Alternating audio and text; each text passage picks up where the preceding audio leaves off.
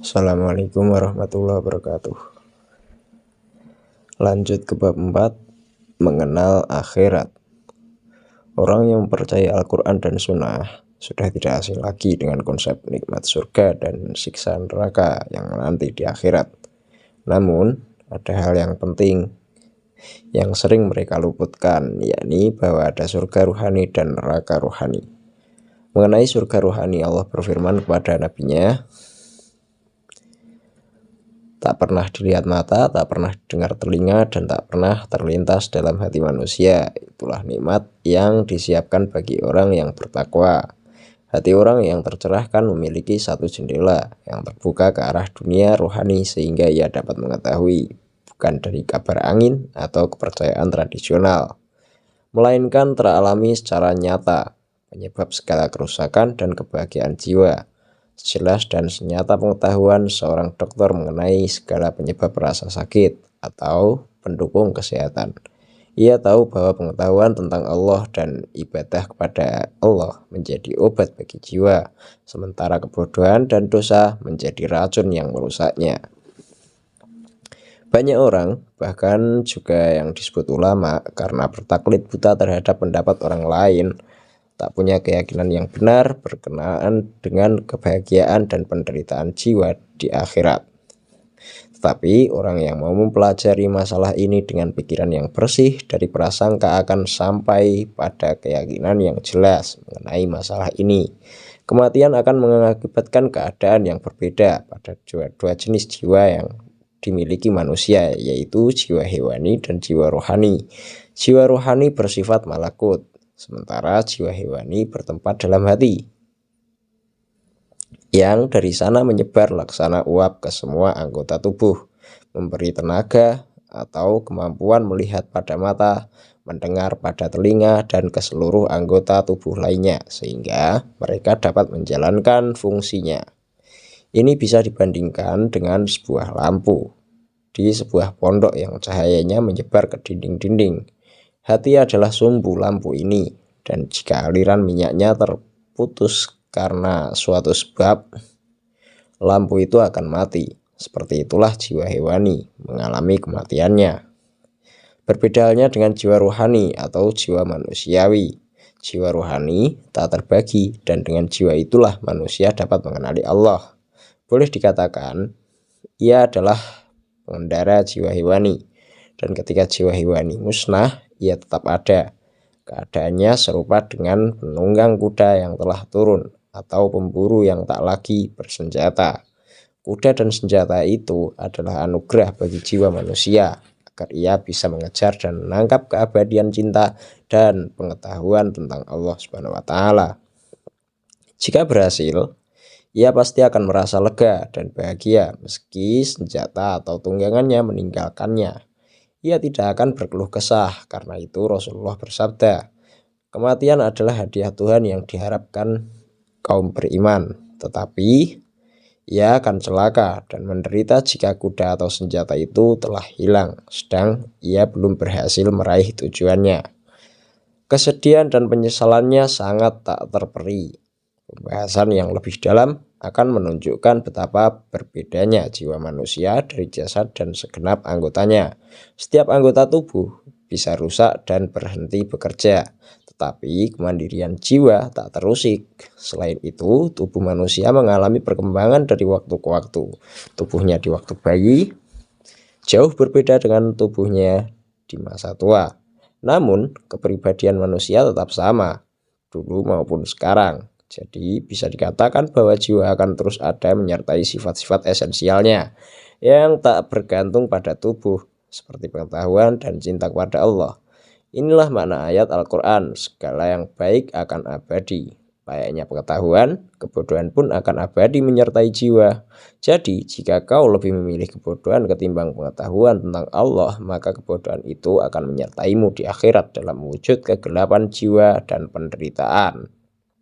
Keadaan itulah yang dimaksudkan dalam Al-Quran. Wa ma kana fi hadhihi a'ma fahuwa fil akhirati a'ma wa adallu sabila. Orang yang buta di dunia akan buta di akhirat dan tersesat dari jalan yang lurus. Mengapa jiwa manusia cenderung untuk kembali ke dunia yang lebih tinggi? Sebab ia berasal dari sana dan pada dasarnya ia bersifat malakut. Ia dikirim ke dunia yang lebih rendah ini berlawanan dengan kehendaknya untuk memperoleh pengetahuan dan pengalaman. Sebagaimana firman Allah dalam Al-Quran, turunlah dari sini kamu semuanya, akan datang kepadamu perintah-perintah dariku, dan siapa yang menaatinya tidak perlu takut dan tak perlu gelisah. Dan ayat Al-Quran, aku tiupkan ke dalam diri manusia ruhku, juga menunjukkan asal samawi jiwa manusia. Jiwa hewani akan tetap sehat selama keseimbangan bagian-bagian yang menyusunnya terjaga. Jika keseimbangannya itu terusik, ya obat-obatan dapat memulihkannya. Sama halnya, jiwa rohani akan tetap sehat selama keseimbangan moralnya terjaga dengan menjalankan tuntunan etika dan ajaran moral. Lalu, bagaimanakah keadaan jiwa manusia setelah kematian jasad? Sebagaimana telah disebutkan, jiwa manusia tak bergantung pada jasad. Pandangan sebagian orang yang menentang keberadaan jiwa setelah kematian didasarkan atas dugaan bahwa jiwa harus dibangkitkan setelah jasadnya menyatu dengan tanah. Sebagian ahli kalam berpendapat bahwa jiwa manusia musnah setelah mati, kemudian dibangkitkan kembali. Pendapat ini bertentangan baik dengan nalar maupun Al-Quran. Sebagaimana telah kita bahas, kematian jasad sama sekali tidak mempengaruhi apalagi menghancurkan jiwa. Sebagaimana dikatakan Al-Quran, jangan kamu pikir orang yang terbunuh di jalan Allah itu mati. Tidak, mereka hidup bahagia dengan kehadiran Tuhan dan limpahan karunia. Tak ada sedikit pun rujukan syariat yang menyebutkan bahwa ruh orang yang telah mati, yang baik maupun jahat, akan musnah. Malah diriwayatkan bahwa Nabi SAW pernah bertanya kepada ruh orang kafir yang terbunuh mengenai kebenaran hukuman yang diancamkan kepada mereka. Ketika para sahabat menanyakan apa gunanya bertanya kepada mereka, Rasulullah menjawab, mereka bisa mendengar kata-kataku lebih baik daripada kalian. Diriwayatkan bahwa beberapa sufi melihat surga dan neraka ketika mereka mencapai keadaan ekstase. Ketika kembali sadar, wajah mereka menunjukkan apa yang telah mereka saksikan, syarat dengan tanda-tanda kebahagiaan dan ketakutan yang sangat. Tetapi visi atau penglihatan ke dunia gaib tak lagi dibutuhkan bagi orang-orang yang berpikir.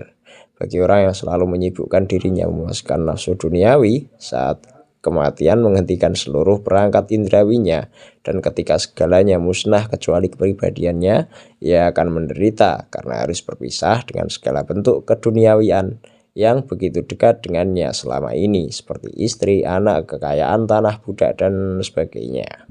Sebaliknya, orang yang telah menghindari keduniawian dan meneguhkan cintanya pada Allah, niscaya akan menyambut kematian sebagai pelepasan dan kericuan hidup duniawi untuk bergabung dengan Allah yang dicintainya. Benarlah Rasulullah SAW ketika mengatakan kematian adalah jembatan yang menyatukan sahabat dengan sahabat. Dan dalam hadis yang lain beliau bersabda, dunia ini surga bagi orang kafir dan penjara bagi orang mukmin. Di lain sisi, semua derita yang ditanggung jiwa setelah mati sesungguhnya disebabkan oleh cinta dunia yang berlebihan. Underline, semua derita yang ditanggung jiwa setelah mati sesungguhnya disebabkan oleh cinta dunia yang berlebihan. Rasulullah bersabda bahwa setelah mati semua orang kafir akan disiksa oleh 99 ular yang masing-masing punya 99 kepala. Orang yang berpikiran dangkal memaknai hadis itu secara harfiah. Ia menggali kuburan orang kafir dan mencari ular yang dimaksud, namun tak juga ditemukan. Mereka sama sekali tidak memahami bahwa ular-ular itu selalu bersemayam dalam jiwa orang kafir, bahkan sudah menetap di sana saat mereka masih hidup. Ular-ular itu menyimbolkan sifat-sifat jahat seperti dengki, benci, munafik, sombong, licik, dan lain-lain. Semua sifat itu bersumber langsung maupun tidak dari cinta dunia. Itulah neraka yang disediakan bagi orang yang menurut Al-Quran meneguhkan hati mereka pada dunia ini melebihi akhirat. Jika ular-ular itu adalah ular biasa, mereka mungkin bisa melarikan diri dari siksanya meski hanya untuk sesaat. Tetapi ular-ular itu merupakan penjelmaan dari sifat bawaan mereka, sehingga bagaimana bisa mereka melarikan diri darinya. Ambillah contoh seseorang yang menjual budak perempuannya tanpa menyadari perasaannya, hingga budak itu telah lepas dari jangkauannya. Lalu rasa cinta kepada budak itu yang selama ini tertidur dalam hatinya tiba-tiba bangkit dengan intensitas yang luar biasa sehingga ia tersiksa dan menderita bagai disengat bisa ular. Ia menjadi gila karenanya. Ia rela mencampakkan dirinya ke dalam kobaran api atau menceburkan diri ke sungai untuk melarikan diri dari impitan perasaan itu. Seperti itulah akibat cinta dunia yang berlebihan.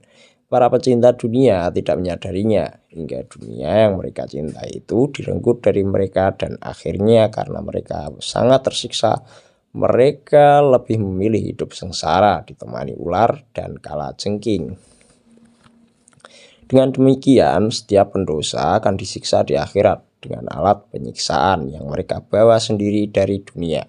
Benarlah kata Al-Quran, sungguhnya kalian akan melihat neraka. Kalian akan melihatnya dengan mata keyakinan atau ainul yakin, dan mereka mengitari orang-orang kafir. Al-Quran tidak mengatakan neraka akan mengitari mereka, karena bahkan di dunia pun neraka sudah mengitari mereka. Mungkin ada yang keberatan dan menanyakan dan menyatakan kalau begitu berarti tidak ada orang yang terbebas dari neraka. Karena siapapun sedikit atau banyak pasti terikat pada dunia dengan beragam kepentingan dan kecenderungan.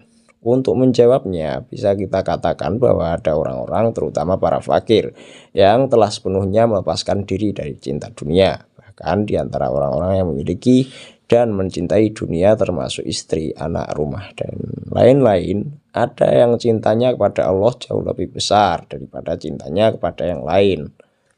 Mereka layaknya seorang yang meski sudah punya rumah yang ia cintai di sebuah kota, ketika raja memintanya untuk mengisi pos jabatan di kota lain, ia akan memenuhinya dengan senang hati karena jabatan itu lebih berharga baginya daripada rumahnya.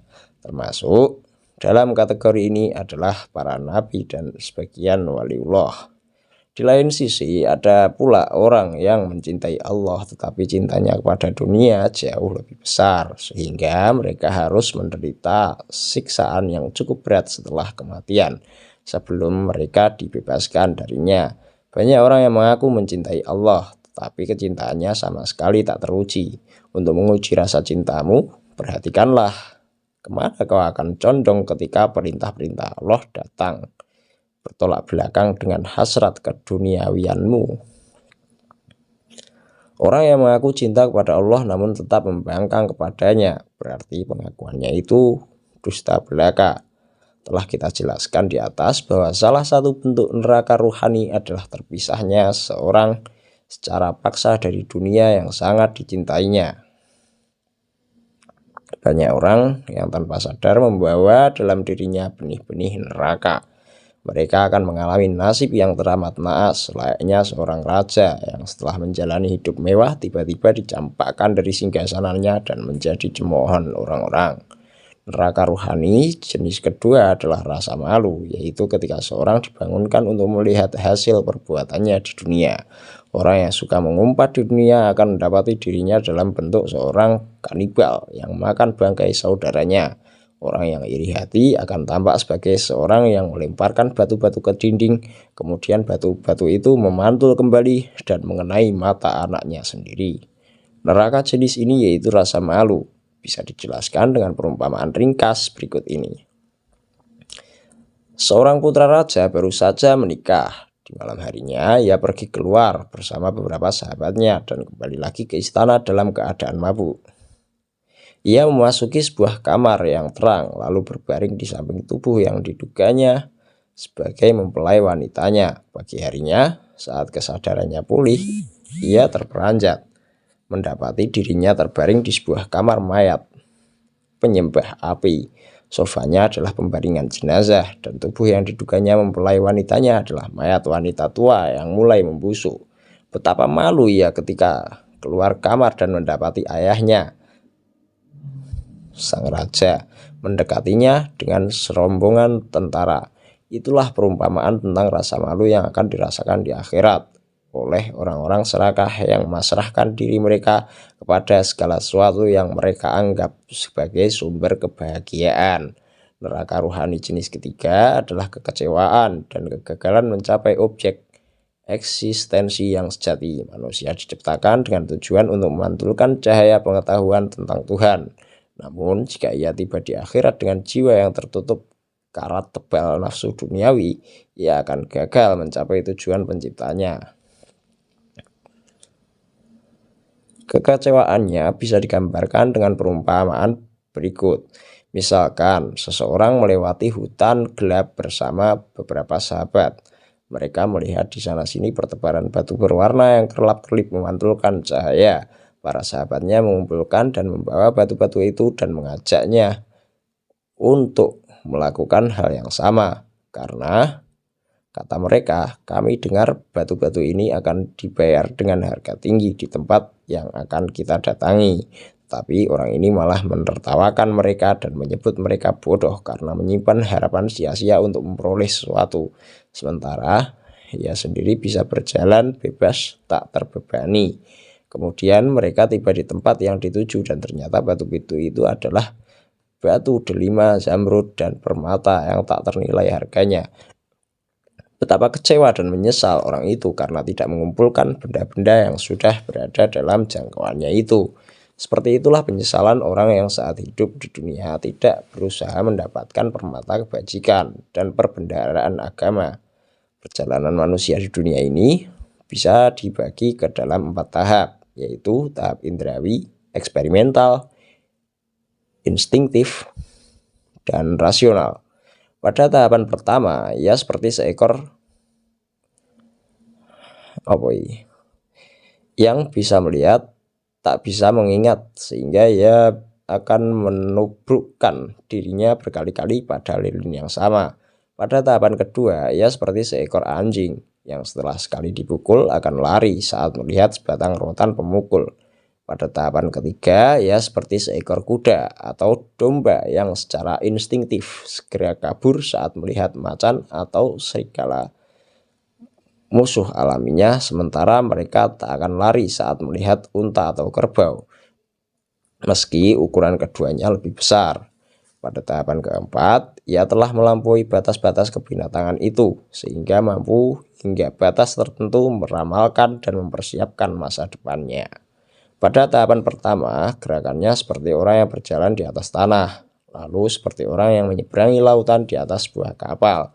Dan pada tahapan terakhir, ketika ia sudah akrab dengan hakikat-hakikat, ia seperti orang yang mampu berjalan di atas air. Dan masih ada tahapan kelima yang hanya dikenal oleh para nabi dan waliullah.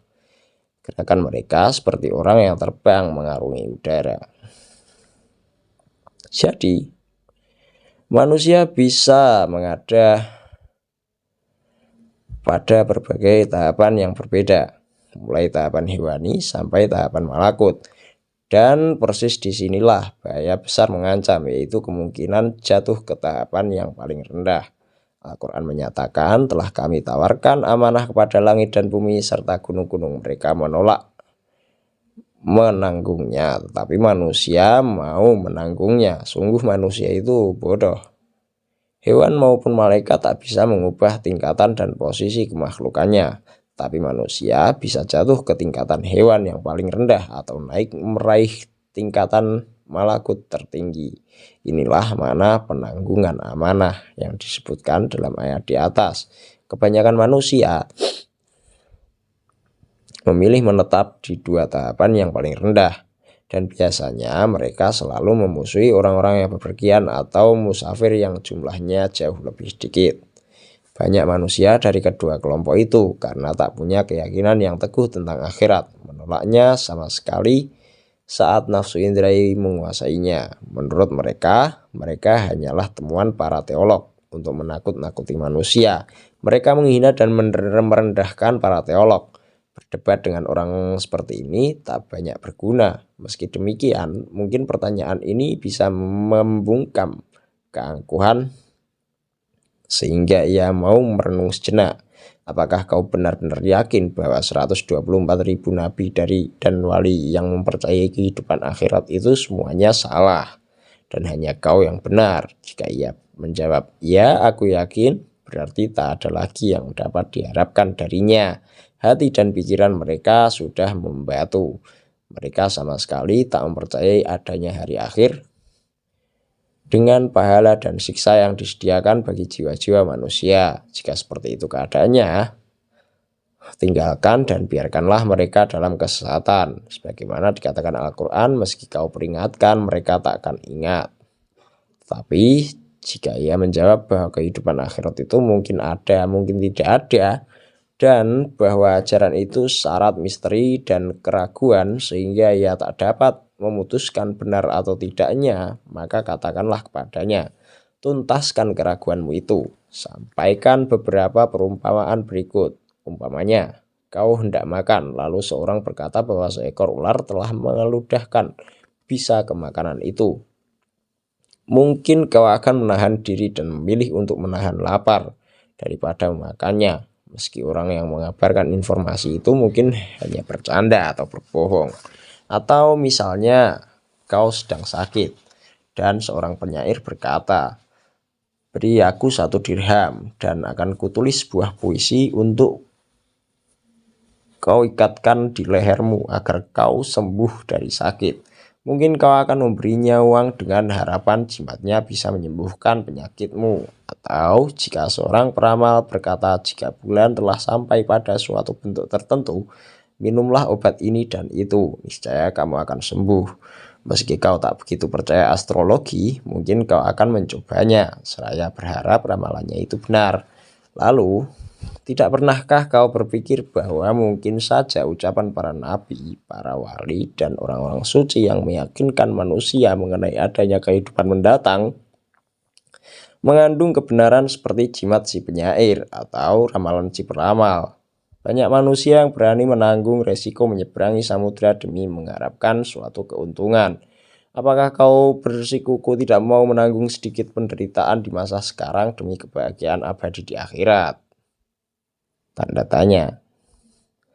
Sayyidina Ali Zainal Abidin, putra Husain ibnu Ali ibnu Abi Thalib, cucu Rasulullah SAW, ketika berdebat dengan seorang kafir pernah berkata, jika kau benar, maka tidak seorang pun di antara kita yang akan menanggung penderitaan di masa depan. Tetapi jika kami yang benar, maka kami akan selamat sementara kau pasti menderita.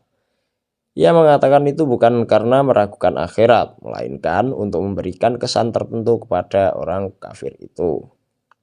Berdasarkan semua pembahasan di atas, dapat disimpulkan bahwa urusan utama manusia di dunia adalah mempersiapkan diri bagi dunia yang akan datang. Bahkan seandainya seorang meragukan keberadaan akhirat, nalar mengajarkan bahwa ia harus bertindak seakan-akan akhirat itu ada dengan mempertimbangkan akibat luar biasa yang mungkin terjadi. Keselamatan hanya bagi orang-orang yang mengikuti ajaran Allah Subhanahu wa taala. So, siapkan diri untuk menyelamatkan diri sendiri dan keluarga kita. Bab kelima, spiritualitas dalam musik dan tarian. Allah yang Maha Kuasa menciptakan hati manusia bagaikan sebuah batu api. Ia menyimpan api yang akan berpijar-pijar musik dan harmoni, yang mampu memberikan ketentraman kepadanya dan orang lain. Harmoni yang dinikmati manusia merupakan gema dari keindahan dunia yang lebih tinggi, yang kita sebut sebagai dunia ruh. Ia mengingatkan bahwa manusia terhubung dengan dunia itu, dan membangkitkan emosi yang sedemikian dalam dan asing dalam dirinya, sehingga ia sendiri tak kuasa menjelaskannya. Musik dan tarian sangat dalam mempengaruhi keadaan hati manusia. Ia menyalakan cinta yang tertidur dalam hati, cinta yang bersifat duniawi dan indrawi maupun yang ilahi dan rohani. Para teolog bersilang pendapat mengenai kebolehan musik dan tarian dalam aktivitas keagamaan. Mazhab Zahiriyah berpendapat bahwa Allah sama sekali tak dapat dipersepsi manusia. Mereka menolak kemungkinan manusia bisa benar-benar merasakan cinta kepada Allah. Bagi mereka, manusia hanya bisa mencintai makhluk. Cinta yang diyakini sebagian manusia sebagai cinta kepada Sang Khalik hanyalah proyeksi dari rasa cintanya kepada makhluk atau sekedar bayang-bayang yang tercipta oleh khayalannya. Musik dan tarian menurut mereka hanya berurusan dengan cinta kepada makhluk dan karenanya haram dipergunakan dalam kegiatan keagamaan. Jika kita tanya mereka apa arti cinta kepada Allah yang diperintahkan syariat, mereka menjawab bahwa hal itu berarti ketaatan dan ibadah. Kekeliruan pandangan mereka itu akan kita jelaskan pada bab tentang cinta kepada Allah. Untuk saat ini cukuplah jika kita katakan bahwa musik dan tarian tidak memberikan sesuatu yang sebelumnya tidak ada dalam hati, tapi ia hanya membangunkan emosi yang tertidur. Oleh karena itu, jika yang dibangkitkan adalah cinta kepada Allah yang sangat dianjurkan syariat, musik dan tarian boleh dipergunakan, bahkan dianjurkan. Sebaliknya, jika yang memenuhi hatinya adalah nafsu duniawi, musik dan tarian hanya akan memperburuk keadaannya, sehingga keduanya terlarang. Hukum keduanya menjadi mubah jika dimaksudkan semata untuk hiburan. Kenyataan bahwa musik dan tarian menenteramkan hati tidak lantas membuatnya haram, sebagaimana mendengarkan nyanyian burung atau melihat rumput hijau dan air yang mengalir. Bahkan kita mendapati sebuah hadis dari Aisyah radhiyallahu anha mengenai kebolehan musik dan tarian yang dipergunakan semata-mata sebagai hiburan. Pada suatu hari raya, beberapa Arab Negro menari di masjid. Nabi berkata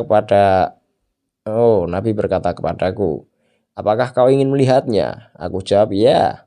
Lantas aku diangkatnya dengan tangannya sendiri yang dirahmati. Dan aku menikmati pertunjukan itu sedemikian lama sehingga lebih dari sekali. Beliau berkata, belum cukup. Hadis selain dari Siti Aisyah adalah sebagai berikut. Pada suatu hari raya, 2 orang gadis datang ke rumahku dan mulai bernyanyi dan menari. Nabi masuk dan berbaring di sofa sambil memalingkan mukanya. Tiba-tiba Abu Bakar masuk dan melihat gadis-gadis itu bermain, berseru, "Bah!" seruling setan di rumah Nabi. Mendengar perkataannya, Nabi menoleh dan berkata, Abu Bakar, biarkan mereka, ini hari raya.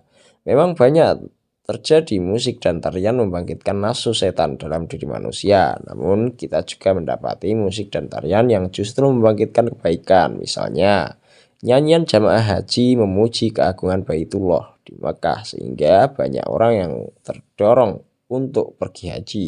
Atau musik dan nyanyian yang membangkitkan semangat perang para pejuang untuk memerangi kaum kafir, atau musik pilu yang membangkitkan kesedihan orang yang telah berbuat dosa sehingga ia menyadari kesalahannya, atau musik yang dimainkan di walimatul urs, khitanan, atau untuk menyambut kedatangan seorang dari perjalanan jauh. Semua jenis musik dan tarian seperti itu halal dibolehkan. Nabiullah Daud pun bernyanyi dan memainkan alat musik untuk memuji dan mengagungkan Allah. Nyanyian yang termasuk diharamkan adalah nyanyian di kuburan yang hanya menambah kesedihan setelah peristiwa kematian. Allah berfirman, jangan bersedih atas apa yang hilang darimu. Kini, mari kita bahas musik dan tarian yang dipergunakan dalam aktivitas keagamaan. Para sufi memanfaatkan musik untuk membangkitkan cinta yang lebih besar kepada Allah dalam diri mereka. Berkat bantuan musik, mereka sering mendapatkan visi dan gairah ruhani. Dalam keadaan seperti ini, hati mereka menjadi sebersih perak yang dibakar dalam tungku dan mencapai suatu tingkat kesucian yang tak akan pernah bisa dicapai melalui lagu prihatin. Mereka semakin menyadari keterkaitan mereka dengan dunia rohani, sehingga perhatian pada dunia secara bertahap sirna. Bahkan kadang-kadang kesadaran indrawi mereka pun hilang. Meski demikian, para calon sufi dilarang ikut ambil bagian dalam tarian musik ini tanpa bantuan pir atau syekh atau gurunya. Diriwayatkan bahwa Syekh Abu Qasim Al-Jurjani ketika seorang muridnya minta izin untuk ambil bagian dalam tarian semacam itu berkata, jalani puasa yang ketat selama 3 hari, kemudian suruh orang lain memasak makanan yang menggiurkan. Jika setelah itu kau masih lebih menyukai tarian itu, kau boleh ikut. Bagaimanapun, seorang murid yang hatinya belum sepenuhnya tersucikan dari hawa nafsu duniawi meski pernah mendapat penglihatan rohani, mesti dilarang oleh syekhnya untuk ambil bagian dalam tarian mistik semacam itu karena hanya akan mendatangkan madarat ketimbang maslahat. Orang yang menolak hakikat ekstase atau gairahan dan pengalaman spiritual para sufi sebenarnya menunjukkan kesempitan pikiran dan kedangkalan wawasan mereka. Namun, maafkanlah mereka. Mempercayai sesuatu yang belum pernah dialami sendiri sama sulitnya dengan seorang buta mempercayai keindahan taman, rumput hijau, atau air yang mengalir, atau seorang anak untuk memahami nikmatnya kekuasaan. Seorang bijak, meski ia sendiri tak pernah mengalami keadaan spiritual semacam itu, tak akan menyangkal hakikatnya, sebab kesalahan apalagi yang lebih besar daripada orang yang menyangkal hakikat sesuatu hanya karena ia sendiri belum mengalaminya. Al-Quran mengecam orang-orang seperti ini. Orang yang tak mendapatkan petunjuk akan berkata, ini adalah kemunafikan yang nyata. Kemudian ada sebagian orang yang menentang puisi-puisi cinta yang dilantunkan para sufi dalam halaqah mereka. Ketahuilah, para sufi yang sangat mencintai Allah melantunkan puisi tentang pemisahan dari atau persekutuan dengan yang dicintai dimaksudkan untuk menjelaskan cinta mereka kepadanya. Ungkapan puitis lorong-lorong gelap digunakan untuk menjelaskan gelapnya kekafiran, pancaran wajah untuk cahaya keimanan, dan mabuknya sang sufi dalam kecintaan kepadanya. Sebagai contoh, perhatikan bait syair berikut. Kau bisa takar 1000 cangkir arak, namun hingga kau reguk tandas, tiada kenikmatan kau rasa. Maksudnya, kenikmatan sejati dalam beragama takkan bisa dirasakan hanya melalui pelaksanaan perintah, tapi harus disertai ketertarikan dan hasrat hati.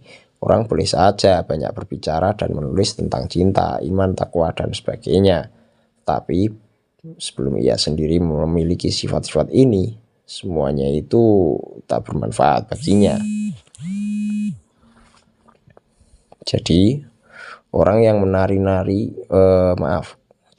orang yang mencari-cari kesalahan para sufi karena melihat mereka begitu terpengaruh, bahkan mencapai ekstase oleh bait-bait seperti itu hanyalah orang yang berpikiran dangkal dan tak toleran. Bahkan seekor unta pun kadang-kadang terpengaruh oleh dendang lagu Arab yang dinyanyikan penunggangnya sehingga ia berlari lebih kencang dan mampu memikul beban berat hingga tersungkur kelelahan.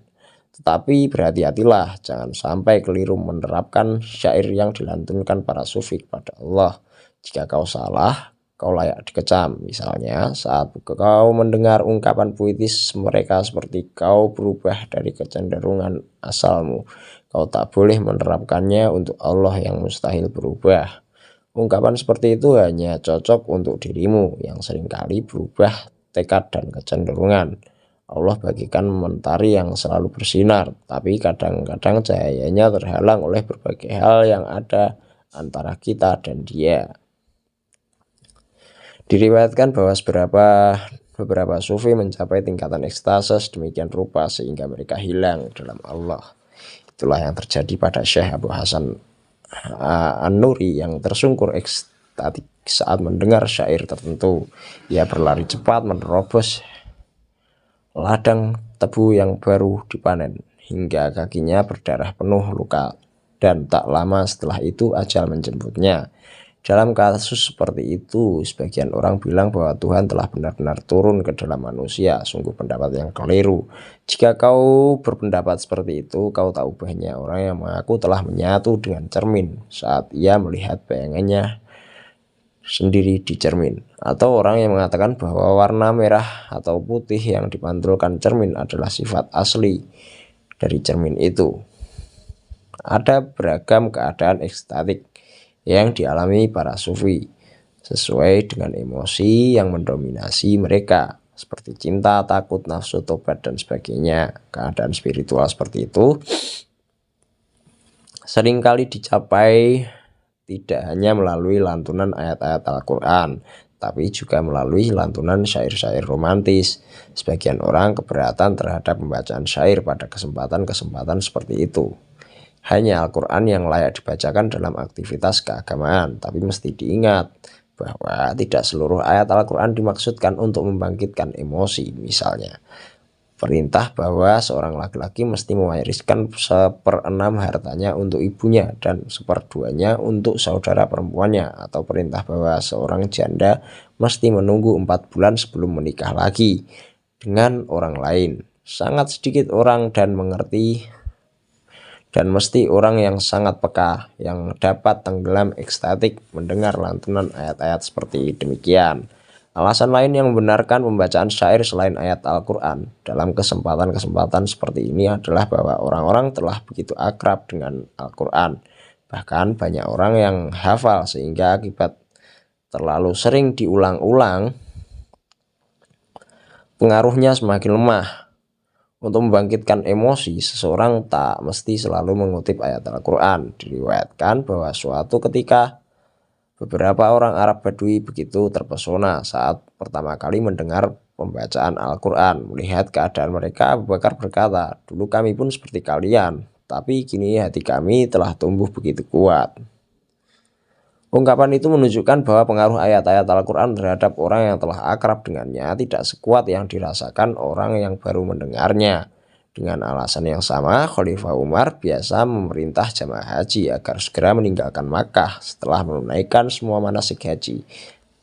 Karena ujarnya, "Aku khawatir jika kalian terlalu akrab dengan kota suci itu, ketakjuban terhadapnya akan sirna dari hati kalian."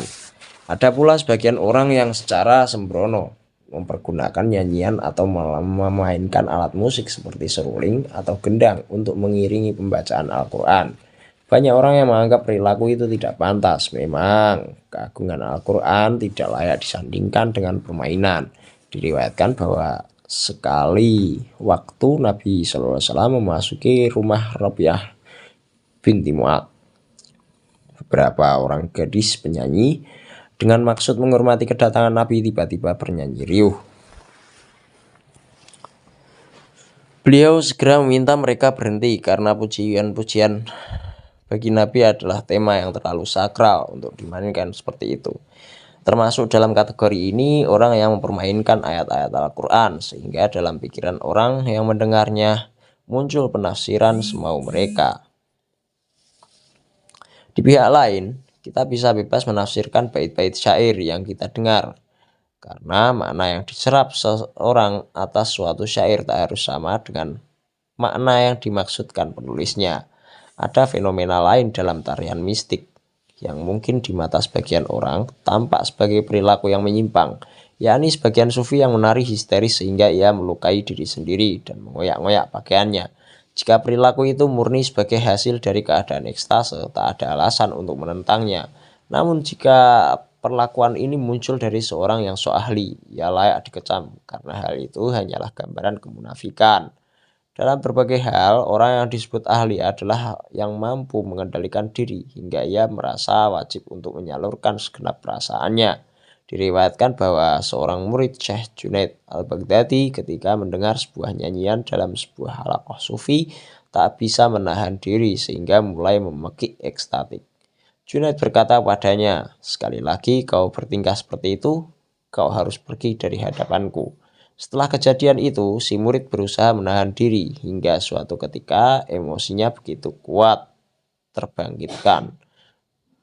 Dorongan itu menekannya dengan sangat keras sehingga tanpa sadar ia memekik keras dan kemudian mati. Kesimpulannya, setiap orang yang menghadiri halaqah sufistik seperti itu harus memperhatikan tempat dan waktu. Orang yang berniat busuk tak patut hadir di sana. Setiap hadirin mesti duduk berdiam diri, tidak saling melihat, menundukkan kepala seperti dalam sholat dan memusatkan pikiran hanya kepada Allah SWT. Setiap orang mesti mewaspadai segala sesuatu yang mungkin terlintas dalam hatinya dan tidak melakukan sedikit pun gerakan yang bersumber dari rangsangan diri sadar.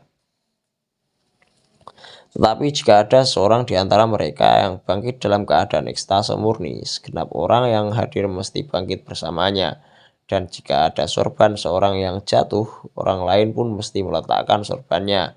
Meski ini merupakan fenomena baru dalam Islam yang tiada contohnya dari para sahabat, mesti kita ingat bahwa yang diharamkan hanyalah segala sesuatu yang secara langsung bertentangan dengan syariat. Sebagai contoh, sholat tarawih. Kita sama-sama mengetahui bahwa sholat ini dilembagakan pertama kali oleh Khalifah Umar. Nabi SAW bersabda, hiduplah dengan setiap orang sesuai dengan kebiasaan dan wataknya. Karena itu kita boleh mengerjakan hal-hal tertentu untuk menyenangkan seseorang karena sikap tidak bersahabat akan menyakitkan hati mereka. Memang benar bahwa para sahabat tidak terbiasa berdiri saat Nabi memasuki ruangan karena mereka tak menyukai kebiasaan ini. Tetapi di daerah-daerah tertentu yang punya kebiasaan seperti ini, kita mesti mengikuti kebiasaan mereka karena sikap yang tidak bersahabat hanya akan menimbulkan kebencian. Setiap bangsa punya kebudayaan dan tradisinya masing-masing. Budaya Arab tentu berbeda dengan budaya Persia. Hanya Allah yang mengetahui mana yang paling baik.